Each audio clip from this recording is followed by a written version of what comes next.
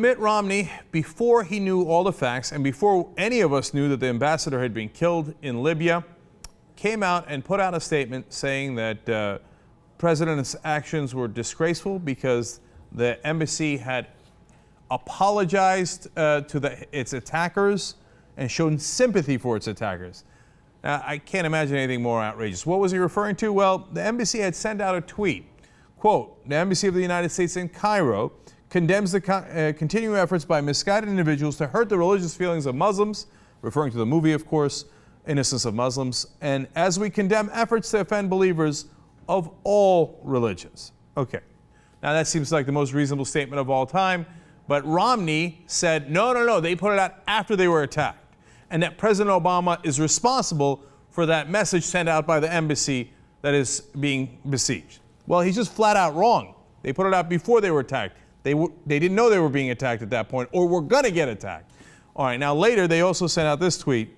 Sorry, but neither breaches of our compound or angry messages will dissuade us from defending freedom of speech and criticizing bigotry. Now, I think actually that shows tremendous strength.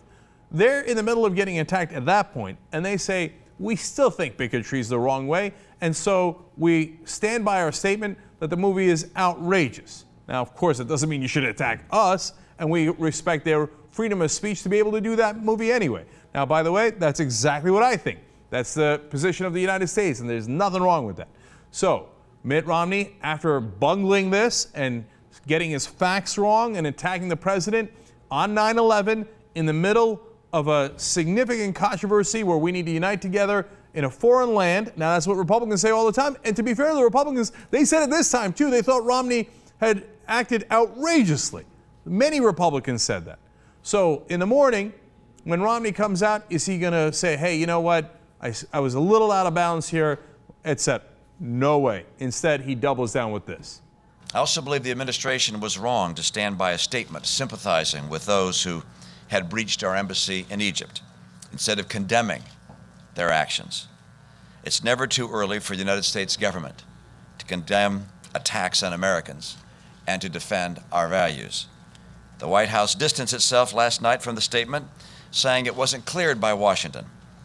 And that reflects the mixed signals they're sending to the world. But it wasn't cleared, and the president, I think, needlessly backed away from that statement from the embassy, which drives me crazy. But it's not the president's statement. You got your facts wrong on when it was sent out. I keep wanting to ask, have you no shame? And the answer is continually, absolutely not. Because here he goes again. It was a very toughly worded statement last night. Do you regret the tone at all, given what we know now? The embassy in Cairo put out a statement after their grounds had been breached. Protesters were inside the grounds. They reiterated that statement after the breach. I think it's a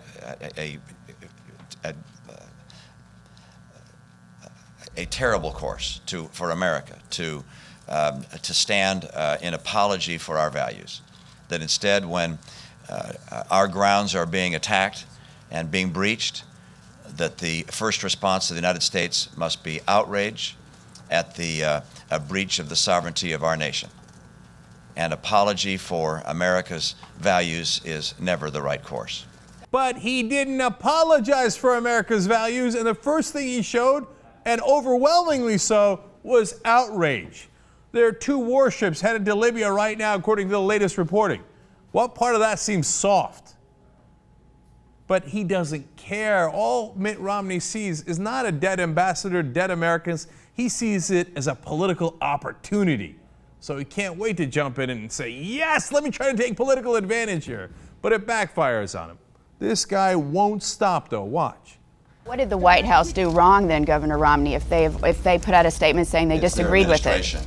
Their administration spoke. The president takes responsibility not just for the words that come from his mouth, but also from the words that come from his ambassadors, from his administration, from his embassies, from his State Department. They clearly sent mixed messages to the world, and the statement that came from the administration, and the embassy is the administration. The statement that came from the administration was a statement which is akin to apology, and I think was a severe miscalculation. I think you can all see how ridiculous that is. It was not an apology. But one last thing. He's basically attacking the people in our embassy, saying they shouldn't have sent out a statement while they were being attacked. He's criticizing the Americans who were being attacked by Muslim fundamentalists. How is that a win for you, Mitt Romney? That's ridiculous and unbelievable.